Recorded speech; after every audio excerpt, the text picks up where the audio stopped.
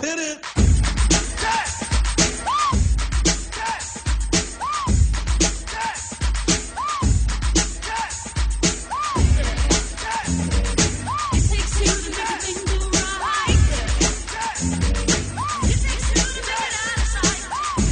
And we will attempt to make it out of sight. Starting now, hello and welcome to episode number 4 of the Tim and Sid Uncut podcast. Now available on iTunes.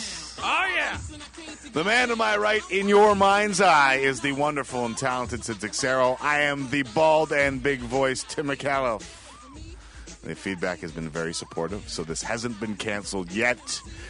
TheScore.com/feedback. Let your voice be heard. Hardcore country. Let your voice be heard. Please continue with the Gabe impression. Other than that, you're on your own. Level 2.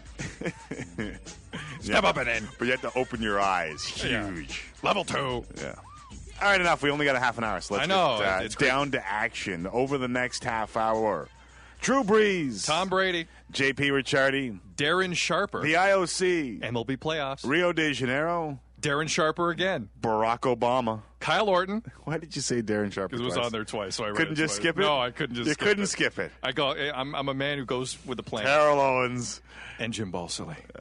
Doesn't actually mean we'll have them on. And Darren Sharper. But we'll talk about just them. to reinforce the point. I know I wrote it, but you didn't have to read it twice. I don't know. I think we got more. Gave him a list. This is the only thing we write in the whole show. We got more out of it. The whole show. We got more out of it this way. And we screwed it up. We're sweatering it. You have been sweatering for a while. Wow. Myself, in typical following nature, am now hopping on the bandwagon. So is this? Did you go out shopping with our stylist? You have no idea. You did go shopping. So what happens around here is that we have a stylist who takes us on a shopping trip around the city, sometimes a mall. We won't mention where or what or any of that stuff. But well, what they do is they take us out, and you have to listen to this young lady tell you what you're going to wear for the next 6 months. And Amy Lou is great. Yeah. One time I was with Amy Lou, and I'm in Banana Republic, and a buddy of mine walks in with his girlfriend, and there's Amy Lou, like, checking my ass out in pants. And they're like, who is this? Is McAuliffe cheating on his wife? Hey, Tim, what's up? This is my stylist. Who's your friend? This is my stylist. What was a movie? Said that my stylist. What was the movie? Women Be Shopping? Was it The Nutty Professor? Women Be Shopping. Women Be Shopping. I forget where that was from. I know there's like a new reggae song by a Toronto artist that says no more ships. He's breaking up with a girl, and he says no more trips to the shopping mall. That's basically the. Well, that would be a good rule if you break up. Yes. You want to talk some sports? Let's do this. Where do you want to start? I guess since the podcast has begun, we've consistently started in one place. I say we stay there, and I say I bow to you, New Orleans. Oh, wow. And all your greatness. Yes. Greg Williams and that D. Man, I'm now, to quote the Monkees, I am a believer. But you didn't see that coming. Did you see her face? Well, no, I didn't think her face wasn't important. But I'm a believer. You are a believer, yes. And it's the Saints' defense that has held the Bills to 244 yards, although I'm not sure how impressive that is anymore. Actually, they held the Bills to 243, the Jets to 244. That's how it works out when all is said and done. And worked the Eagles. And worked over the Eagles, yeah. Although Cobb threw for 300 yards, but, what's said is said, and this is a 4-0 team that seems pretty good. Yeah, and it's not, Reggie Bush. It's Pierre Thomas, and it's not necessarily always Drew Brees.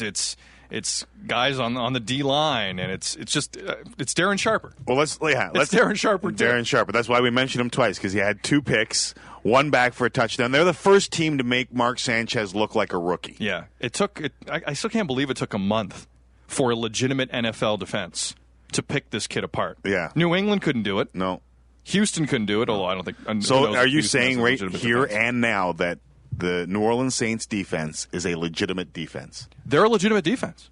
Yes. Now, are they legitimate at New Soldier Field in January in a divisional playoff game? I don't know. They might not have to go there.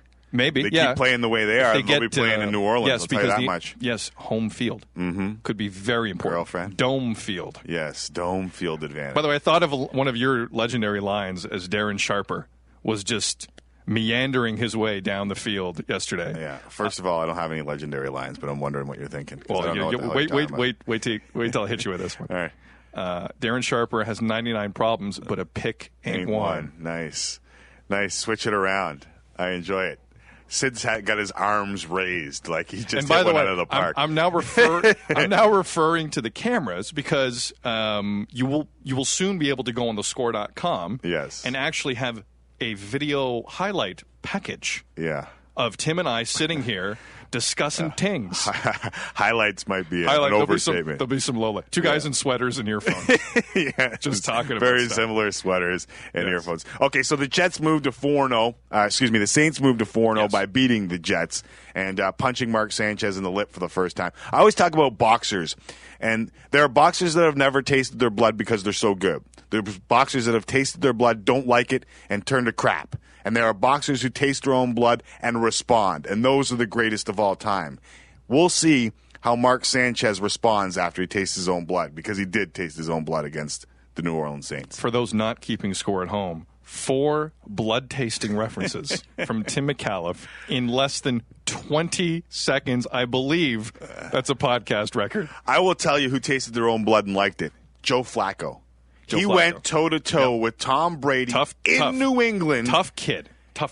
Got hammered throughout the game, and if his receivers make a play, they get that down? Yes. If his receivers make a play, he wins that game. Yeah.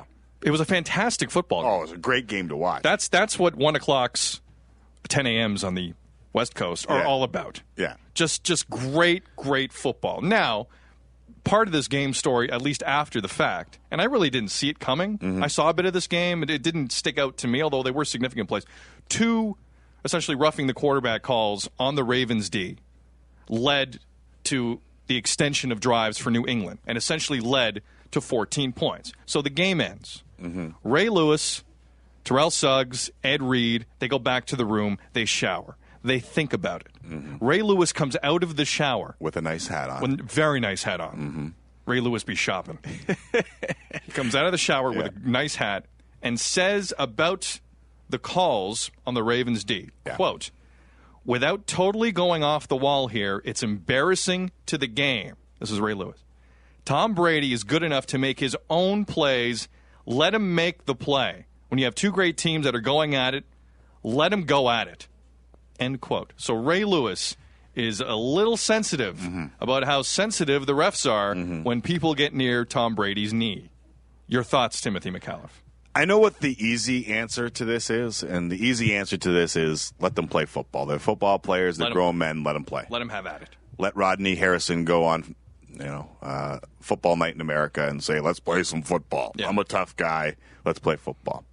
But Terrell Suggs was flying by Tom Brady and decided that he was going to throw an elbow out at the knee.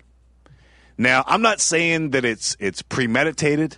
I'm not saying that what I'm going to say is that I think that it is a cheap shot. I think that he knows what he's doing. Now, he's just trying to catch a piece, but you can't have that.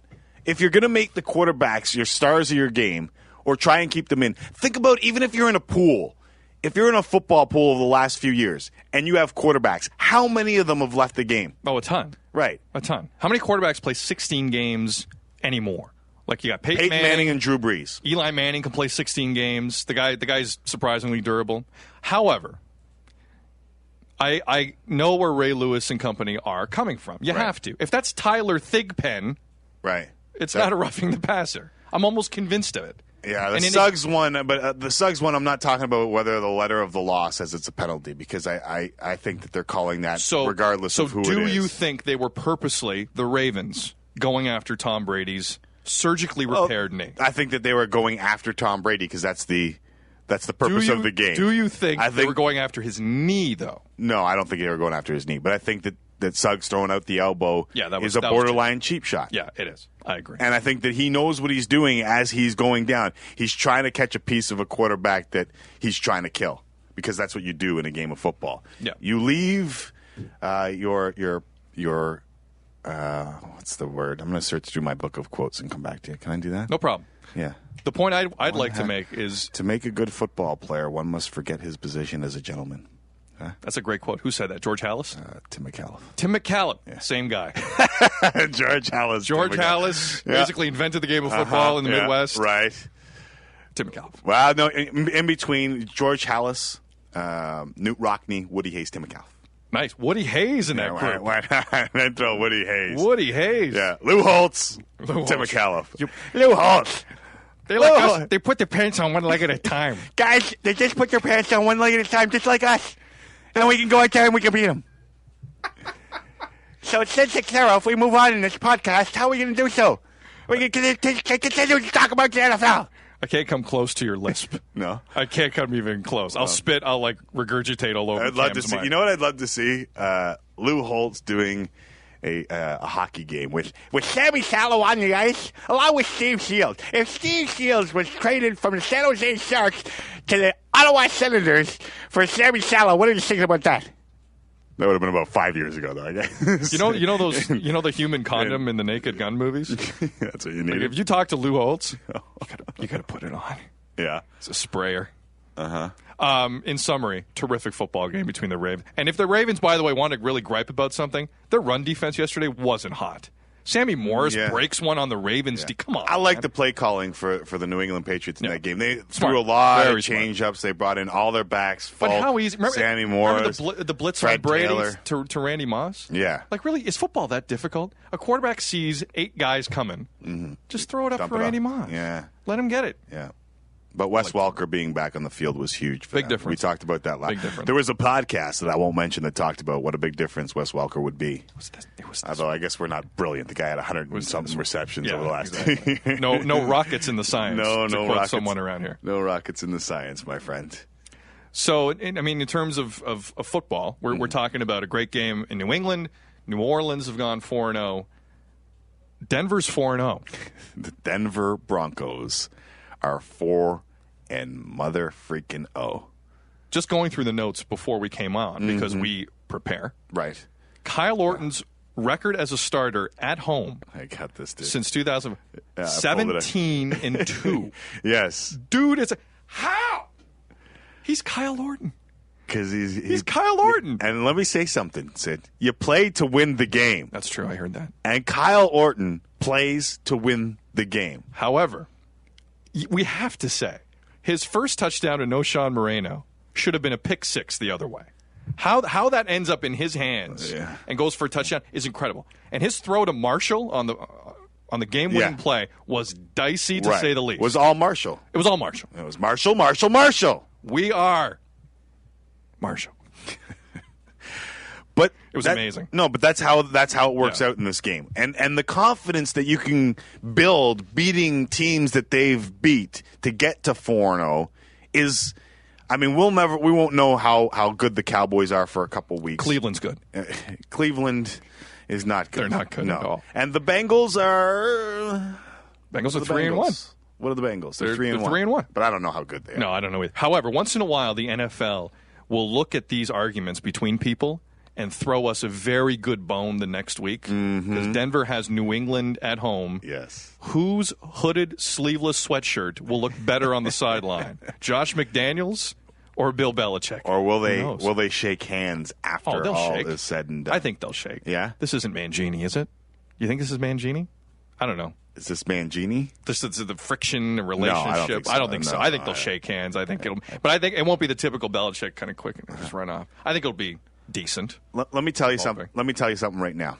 I'm just perusing the NFL passing statistics. Well, I'm having a tough time talking today. It's Monday. You were in a driving rainstorm at Laurier this weekend. Yeah, but that's no excuse. You know? I'm not about excuses. I am. You know? I am. I'm about answers. I'm about excuses. I'm about answers. I'm about disguising the truth. All right, let's get back to my point here. I was talking about passing statistics in the NFL. Yes. Number 13 in the NFL in passing yards is Kyle Orton. Number 14 in the NFL. Don't tell me Jay Cutler. Jay Cutler. What? You like that? You like that one? That's a showstopper. You like that one? You like that one? That's a showstopper. You like that one? Showstopper. You know what? I should have came with that without having to look it up. You're spitting hot fire. I put it down on the sheet. So, Yes, SMRT. SMRT. I mean SMART. I just let it roll. One of my favorite Simpsons quotes. 4-0, 3-1. He has more passing yards. The touchdown to interception ratio. Kyle Orton. Do you know what it is? Has he thrown a pick this year, Timmy? 5-0. Five touchdowns. touchdowns, no interceptions. Cutler, 8-5. The passer rating, 97.7 for Kyle Orton, 89.3. You play to win the game. So touchdown passes for Kyle Orton, Cinco. Mm-hmm. Picks, nada. Nada. You've been listening to Ocho Cinco too much. Did you catch the highlight of him yesterday? He nearly jumped into the dog pound. Ocho Cinco. And he had an offensive lineman. I'm not kidding. An offensive lineman saved. Remember when Alan Eagleson in '72 almost was taken away by the KGB? Yeah. Phil? Yes. Yeah. And then Pete Mahovlich came over. I thought it was Phil. I think it was Pete Mahovlich. I'm pretty sure it was Pete Mahovlich. Like, Pete Mahovlich saved his life. Right. I forget who the lineman was on Cincinnati. Yeah. Like, Ocho Cinco would have died if he even attempted. These are guys who littered the field with bottles. Yeah. It's a different breed. Mm-hmm. You don't live in Cincinnati. You live in Cleveland. I want to draw the comparison here, and I just thought of it as I was talking about Orton and Cutler. And this season is far from over. We're a third of the way through the season. A lot of football Fourth left. of the way through the season. Of football. Ton of football left. So we're not saying that Cutler is or Orton is better than Cutler or vice versa. We're just stating the facts right now. The facts in Tennessee right now are that the Titans are 0-4 on the season. Okay? They got New England and Indy before their bye. And I'm thinking in my head, you have the game manager out on the field, Kerry Collins. We've had this conversation before when you hosted.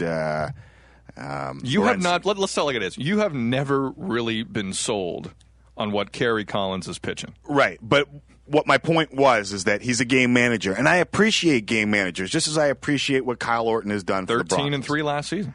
13-3 with a 10-0 start. But I knew that their defense wasn't good enough. They were good. Wasn't good enough to get them over the elite teams. So my thought process was, why not just use Vince Young, give him a shot, because he's obviously a better playmaker on offense than Kerry Collins. So now I know what you're thinking in your head right now, Sid. You're saying, McAuliffe is going to go on this Vince Young will start, Vince Young will start, Vince Young will start. But that's not where I'm going. Where are you going? If he doesn't start, his career is over. Because at this point, there is nothing that Jeff Fisher has to start Kerry Collins.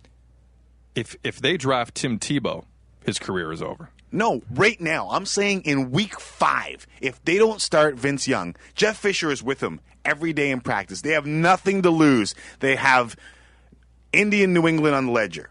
Yeah. They're going to be bye-bye by the time they hit the bye. They're done. They could be 0-6. Yeah. Oh, and I know that, whatever, they went 1-4 and ended up making the... But maybe the underlying theme here, and the reason you're not already seeing it, because it's a good question. Mm-hmm. Why at 0-4 now are you not seeing it?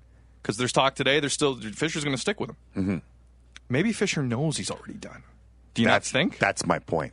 Maybe there's a little... That's my point. Something upstairs. Ding, ding, ding, ding. Ding, ding. Not the Rose Bowl. Jeff Fisher is the longest tenured coach in the NFL. Jeff Fisher is a smart dude, is he not? He's a smart dude. He's a fantastic head coach. You know what? Maybe in the offseason they should have picked up somebody because Kerry Collins just can't get the job done. Like can't I said, make plays. On current form, with the first pick of the National Football League draft.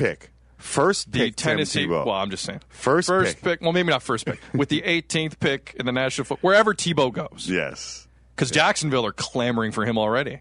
Yeah. They want something. They want someone to sell tickets. You know how many people were there? Oh, in Jacksonville? Yeah, Jacksonville, Tennessee. Yeah. 49,000 That's people. ridiculous. And that's what they announced. That's ridiculous. So you know that there is... Jacksonville is not the most glorious city in the world. There's talk of moving it to Orlando. Really? Yeah, what's going to happen with that? T-O. Bring it up here. Yeah? I don't know. It'll crush the CFL, and I'm not about Take it to Azteca. I'm not about that. We have to take a quick break on what is considered the Tim and Sid Uncut podcast. Yes. Considered. Now semi-available at thescore.com in video format. When we come back, we'll talk about the IOC, the MLB playoffs, and Barack Obama next on Tim and Sid Uncut. For Toronto, what can they expect? The fans, they want to compete next year. What can J.P. Ricciardi offer them for next year? Well, I think, we have to be realistic. I think that the reality is in our division, it's not cyclical. There's two teams that are always at the top, and you got to find a way to break through from them. I think what we're going to do is just continue to develop and continue to try to be the best club we can be, and try to just put ourselves in a position that hopefully those two teams slide a little bit. We could take advantage of that. Now I had the time of my life. No, I never felt like this before. Yes, I swear it's a truth, and I owe it all. Nobody puts JP in the corner. Nobody puts JP in the corner. He acted like that often. I love the fact that we got the live version of the song. Not just the song. We got where the late Patrick Swayze, rest his soul, swoons her. And all his boys are in the back, all the Dirty Dancing gals in the back. Go on, Patrick! Dirty Dance! Woo! Whenever I hear that, I think of Zach Thomas. Zach Thomas. I always Zach think of Zach kissing Kelly Kapowski. Woo! That's the next sound effect we need on this show. Yeah. The Saved by the Bell. Woo! That's the next thing we need. Welcome back to the Sid and Tim podcast. JP Ricciardi. The 8-year plan did not work. No, the 5-year plan that turned into the 8-year plan that turned into we actually are in the same division as the Yankees and the Bo Sox didn't work. I am useless. Yeah. What was that? I am useless. I am useless. I'm sorry. I didn't hear. I need to be quicker to pick up the sound effect. I am useless, though. It is fitting. You know what? Here's my only thing I need to say. Okay. For years, it was we can compete with the Red Sox and Yankees. Yeah. We're good enough. If we spend the money wisely, mm-hmm. we can compete. Mm-hmm. Then somewhere along the line, it became, I don't think we can compete. Okay, let me. I don't. You know why it became? We can't compete. You know why it became that? Why? B.J. Ryan, Frank Thomas, A.J. Burnett, Corey Koski, Lyle Overbay, Vernon Wells. Oh, that was. Why'd you remind me of Vernon? Sorry. That was tough. But let me say this. There are two things that trouble me. Rogers' president quoted in the media saying, and I quote, "We don't know what the payroll is going to be because we simply don't know what the best way to proceed is." Overstood. Yeah. Overstood. Yeah, you don't have to understand that. That's overstood. Like, that's economics for whatever the payroll is now. Yeah. It's going to be less.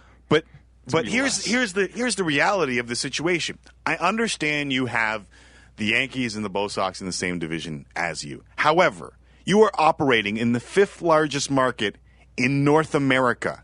You own the stadium, and you have support from a station that is owned by the same company that owns you. A television station and a sports television station. A sports television station and a sports radio station. And several other mediums nuggets to get your point across. So basically, when you look at, yes, the Yankee Entertainment or Yankees Sports Network, however we want to say it, I don't know what is the yes stand for? Yankee Entertainment Station, I believe. Yankee Entertainment and Sports. Is there another? If you YES. Yes. Either way, it's what the Yankees own. They have half of what Rogers has. Yeah.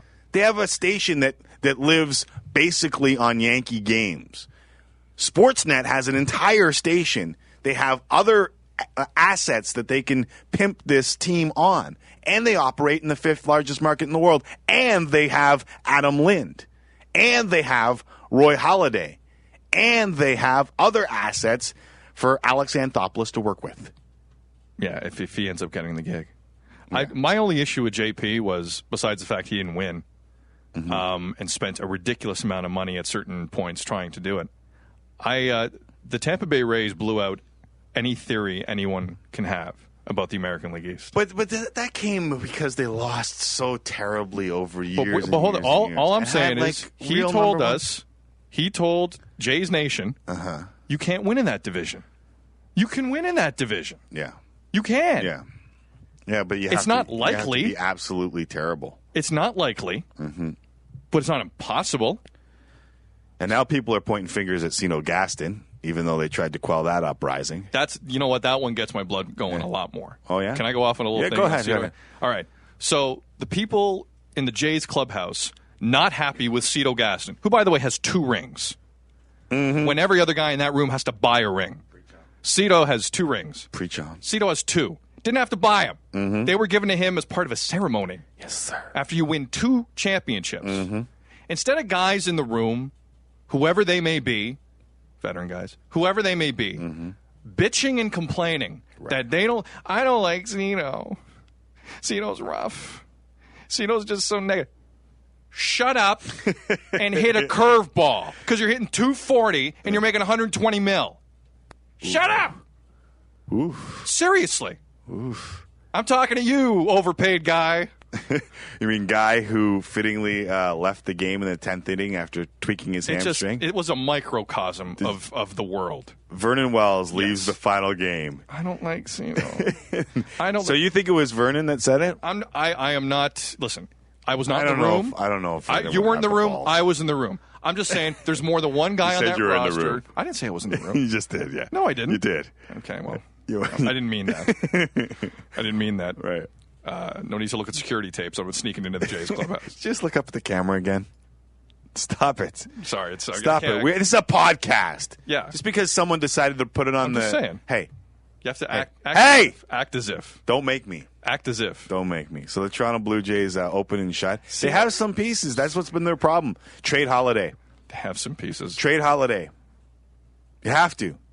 Trade Holiday. Why is everyone in such a hurry to move Roy Halladay? To get young talent. I heard Roy Halladay's whatever 9 times over the last 3 months. What was the hurry in getting Roy Halladay out of town? Okay, so then spend some money and get some talent to surround Hill and I Lind. both know that's not going to happen. So then trade him. That's my point. But I thought they were going to. Were they not going to? Didn't Philly offer him a decent package? Wow. They didn't offer him Kendrick and the prospects they were after. All I know is that they attracted about 600,000 less than they did last year. That's the bigger problem. Mm-hmm. Nobody goes. Apathy is a dangerous thing. All right. There is no apathy in Rio de Janeiro. In fact, they are dancing the samba in the streets. Brazil. I wish you could see Sid. I'm going to do play-by-play on Sid Sixero right now. He's doing a shake with the upper body and the arms bogo-like to the side. And and someone in the room's wearing a Brazil thong. And it's not me. So figureout.com. Brazil. The IOC is able to overcome the power of Obama and Oprah and hand the Olympics Barack goes over to Copenhagen. To Brazil. Barack goes over to Copenhagen. Mm-hmm. We believe Chicago's the best. No doubt. This is Sid's Barack Obama. It's a very bad. It's about as good as Fred Armisen's, by the way, on SNL, which was terrible. Yeah. So Barack goes to Copenhagen to make Chicago's pitch. Mm-hmm. Then I have a Jacques Roger impression as well. Okay, go ahead. The first nation to be eliminated in the voting for the games of the Olympiad 2016 is Chicago. Done. Na na na na na na na. Hey. First round. Oprah and Obama are the 2 more powerful people. Yes. In the United States of America. They run the world. Yeah, they don't run the city. They run the world. They run the world. No, they run the United States of America. They run the United States. But sometimes people can't. No. In turn, they run the world. No, you know who runs things in Brazil? Luiz Ignacio Lula da Silva. You know what? I don't trust that guy. Do you know who it is? Not really, but the name is very suspicious. Do you know who he is? Pele. He is their charismatic president. Oh. Right. And more charismatic than Barack Obama, maybe? More corrupt. Maybe more corrupt. You know what his approval rating is? Do you know? I know because I'm happy. Let me just say no idea what his approval. Let me just say that Sid Sixero rides the jock of Barack Obama. Not that I don't think he's a great man, a little bit, but Sid does ride the jock. Yes, we can. yes, you can. Yes, we can. 81% approval rating. That's pretty good in Brazil. Barack at his high point wasn't at 81. No U.S. president really is at 81 anyway. So what they're trying to do in Brazil is trying to overcome City of God, the movie. Which I've been told is still like the movie I have to see. You haven't seen City of God? The list of classics God. I haven't seen would make you puke in your mouth. Yeah. And City of God is on the list. City of God is the Tim and Sid Uncut podcast Go Rent right now of the week. Yes. If you haven't seen it, you like it? I like that as a new thing. Okay, we'll start Brought doing to you by Blockbuster if they pay us. No, Blockbuster. Is there such a thing in it? Netflix? Yeah, there is. Netflix. Netflix is crushing Netflix, it. Yeah. Or Rogers On Demand, even though we just kind of went after Rogers. Rogers On Demand is perfect, too. All right. So they're trying to get past this perception of them being, and City of God is unreal, like disturbingly unreal. I've been told it's a good movie. Yeah. So the World more Cup, disturbing than Kids, and Kids was like I haven't even heard. I don't even know what you don't know you're Kids. about. No. Ryan knows what Kids is. I don't listen to Ryan half the time. Right. So the World Cup in 2014 South Africa. in Brazil. Oh, sorry. 2010 in South Africa. 2014 in Brazil. Mm-hmm. The infrastructure for soccer in Brazil, I believe, hasn't changed in like 40 years. You don't have stadiums with seating. Mm-hmm. Like this is going to be quite the exercise to bring everything up to FIFA code in Brazil. So in 2014, you got that. 2 years later, you have something else. You now have the summer games. Yeah, they're pledging £8 million. Sorry, 8 billion pounds. Yeah, definitely. Not 8 million. 8 billion pounds to the game. So that's about 16 million Canadian for those. 16 billion. Did I say million again? 16 billion. Hey, it's all. Listen, in the end. What am I? I turned into Dr. Evil. Million. Oh, Tim, that was. Brazil have pledged $4 million for the games. No. All right. So, I'm just. What do you think in the end when all is said and done? Listen, the IOC and FIFA, they march to the beat of their own drummer. Obviously. Brazil. I mean, Madrid would have been a good choice as well, but this is going to be quite the undertaking for a country that hasn't been given this global responsibility. But they're not going to mess it up. No, I mean, listen, I thought China would have its issues. Right. And China really didn't have its issues. No, they spent their entire gross national product. Basically.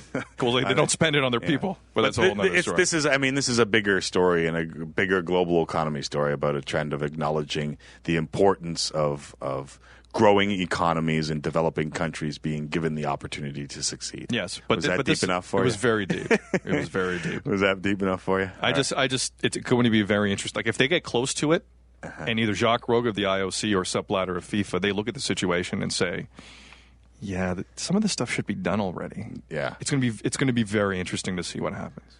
All right, and on that note, we'll talk about, and we don't have a lot of time, so speed it up, through. MFer. Speaking of a guy who just wants to be given the opportunity, Jim Balsillie. Jim Balsillie. Yeah, I know you wanted to talk about Jim Balsillie. Basically, he didn't get the team. No. We're at a time crisis. All right, that's it. And he didn't get the team. Very will interesting. we see Jim Balsillie again? We will see him again. Yeah. He's young enough. Very. The idea of the weekend I saw from a colleague of ours, Tony Ambrosio, on Twitter. Mm-hmm. He is under the impression, just his idea, he did not appeal the bankruptcy court ruling because him and Gary have made up and will be allowed to bid, Balsillie will, on any expansion team in Southern Ontario in the next 10 years. In Southern Ontario? Southern Ontario. That from Tony Ambrosio. Well, the NHL, was very interesting. The NHL needs him because the NHL is in no position to turn away a guy who could do the things that Jim Balsillie could. No. You just put some stuff on a BlackBerry, and all of a sudden people in the United States are watching what you're selling. Yes. So I think it's a no-brainer that he should be involved, and if Gary doesn't get it through his thick head, it could be the end of his career as the NHL commissioner. But I don't think we've seen the end of him. We are seeing the end of the show. Before we go, our newest segment, and I give it to Tim McAuliffe, one last thing with Tim McAuliffe. All right, one last thing I want to talk about is Terrell Owens. Have we talked about Terrell Owens enough? No, enough. Not on this show, but enough. At last check, the Buffalo Bills were 1-3, I believe. I had to do that's tough math for me. 1-3. They've lost 8 consecutive games against AFC East opponents. They've been outscored 65-17. That's a lot in their last 2 games. Miami had 17 first downs on the ground. The Bills had 0. Buffalo has given up 472 yards rushing in the last 2 games. They get the microphone in front of Terrell Owens at the end of the game, and you'd think after last week, he may have learned his lesson. he may have learned his lesson. What does he say? And I quote, "We are a couple of plays from being 3-1 or 4-0. What? And by a couple, he means What? 90. I'm sorry. They're 90 plays away from being 3-1. Those are the 4-0. 16-point and 32-point plays that the University of Toronto has been looking for. They've been practicing those. Hey, don't those rip 30 on U of T. They won this weekend. Don't rip on U You of T. want to know why the media is picking on you? Really? A couple of plays from 3-1 or 4-0. You know, I once missed a hole-in-one by 4 shots.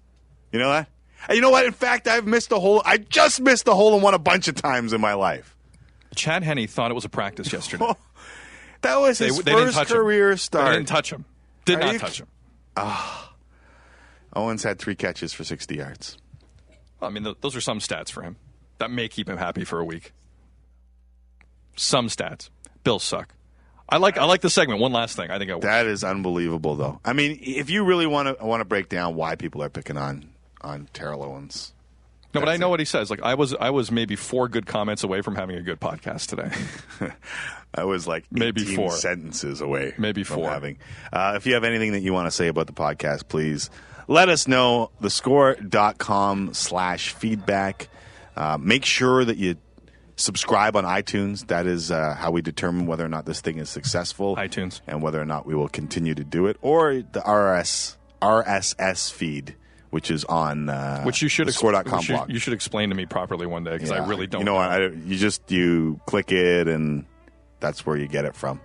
I'm not the tech around here. Stunning. Yeah. Stunning, that admission. Well, so that's it. Did you like this one?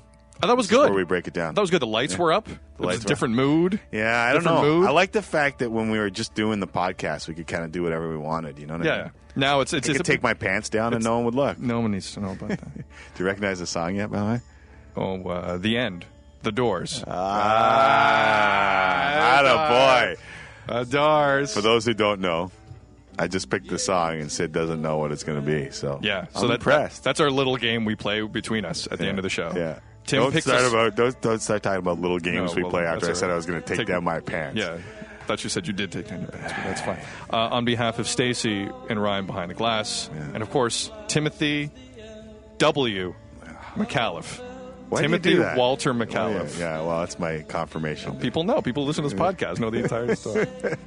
For Stacy, for Ryan, for Tim. By the way, I brought that up on Morency when you were hosting. Oh, really? Yeah. How'd it go over? It wasn't. No, that wasn't on this podcast. Oh, it wasn't on this podcast. Oh, on Morency, when you and I together. Yeah. That's how Morency is the guy's name. You jackass. On Gabe's show.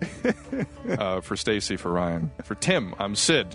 This has been the Tim and Sid podcast on thescore.com and iTunes. We love you.